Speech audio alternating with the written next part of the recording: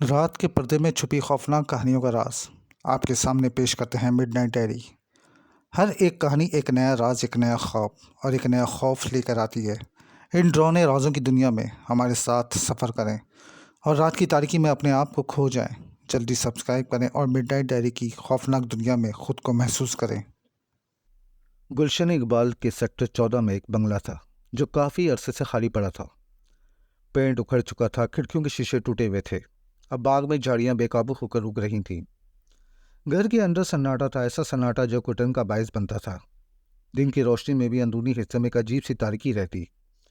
पड़ोसी अक्सर रात को अजीब व गरीब आवाज़ें सुनते थे, कभी बच्चों के हंसने की गूंज तो कभी किसी बूढ़े शख्स की खांसी। ये आवाज़ें अचानक से आती और फिर ऐसे गायब हो जाती जैसे कभी थी ही नहीं।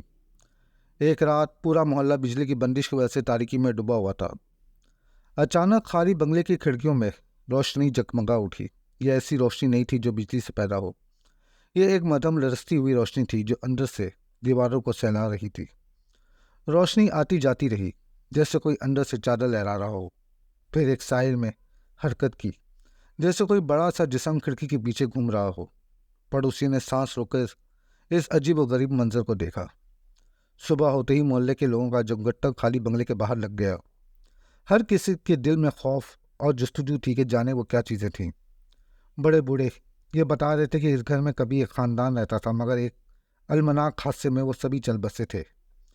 तब से ये घर सुनसान पड़ा है और लोगों का मानना है कि यहाँ अभी भी इनकी रूहें भटकती हैं।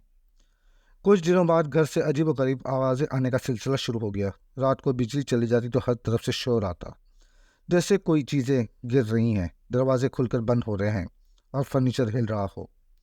फिर एक दिन दोपहर के वक्त भी यही आवाज़ें सुनाई दी। मोहल्ले वाले खौफजदा होकर घरों से बाहर निकल आए। वो घर के सामने खड़े होकर कान लगाकर सुनते रहे तो अंदर से बच्चों के रोने की आवाज़ें आई। ये आवाज़ें इतनी दर्दनाक थी कि सुनने वालों के रोंगटे खड़े हो गए। एक रात एक नौजवान लड़का जो मोहल्ले में नया आया था, रात को सिगरेट पीते हुए इस घर के पास से गुजर रहा था।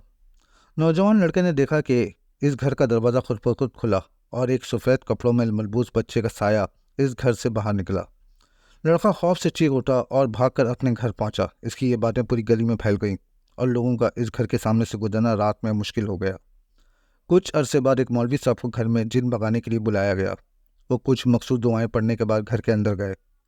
अंदर का माहौल बहुत ही खौफनाक था। दीवार पर अजीब व गरीब निशानात बने हुए थे और हवा में एक बदबू सी फैली हुई थी।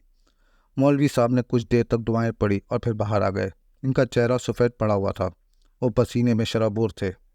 इन्होंने बताया कि घर में वाकई एक मनफी ताकत मौजूद है और इसे निकालने के लिए कई दिन तक मुसलसल दुआएं पढ़नी पड़ेंगी। मौलवी साहब ने मोहल्ले वालों को बताया कि इस घर में रहने वाले ख़ानदान के साथ जो हादसा हुआ था वो दरअसल खुदकुशी थी।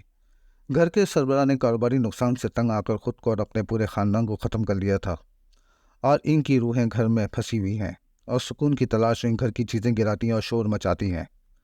मौलवी साहब ने कई दिन तक घर में जाकर दुआएं पढ़ी। हर रोज़ मोहल्ले वाले घर से आने वाली आवाज़ों को सुनते रहे, जो पहले से कहीं ज़्यादा खौफनाक हो गई थी।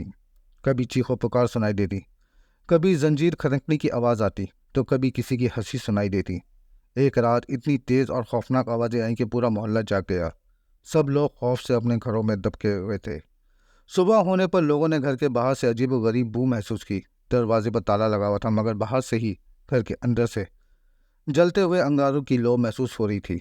मौलवी साहब को फ़ौरन बुलाया गया। इन्होंने तिलावत कुरान शुरू की और फिर कुछ मखसूस तावीज़ लगाकर घर का ताला खोला। अंदर का मंजर इंतहाई खौफनाक था। घर का फर्नीचर जला हुआ था, दीवारों पर कालक पड़ी हुई थी और हर तरफ राख बिखरी हुई थी। मौलवी साहब ने बताया कि रात को जो ज़ोरदार शोर सुनाई दिया था वो दरअसल जिन्नात की आखिरी जद्दोजहद थी। दुआओं की वजह से इनकी ताकत कम होती जा रही थी और वो इस घर से निकलने पर मजबूर हो गए, लेकिन इन्होंने निकलते वक्त घर को आग लगा दी। इस वाक़े के बाद घर की मरम्मत कराई गई और इसे किराए पर दिया गया। नए किराएदार आए और गए, मगर वो अजीब व गरीब आवाज़ें बिल्कुल बंद नहीं हुई। कभी कभी रात को पूरा सन्नाटा होने पर बच्चों के हंसने की आवाज़ और किसी बूढ़े शख्स की खांसी अब भी सुनाई देती है। गुलशन इकबाल का ये खाली घर आज भी एक राज है, एक ऐसा राज जो मोहल्ले वालों को ये बावर कराता है कि कुछ चीज़ें कभी ख़त्म नहीं होती, वो सिर्फ नज़रों से ओझल हो जाती है।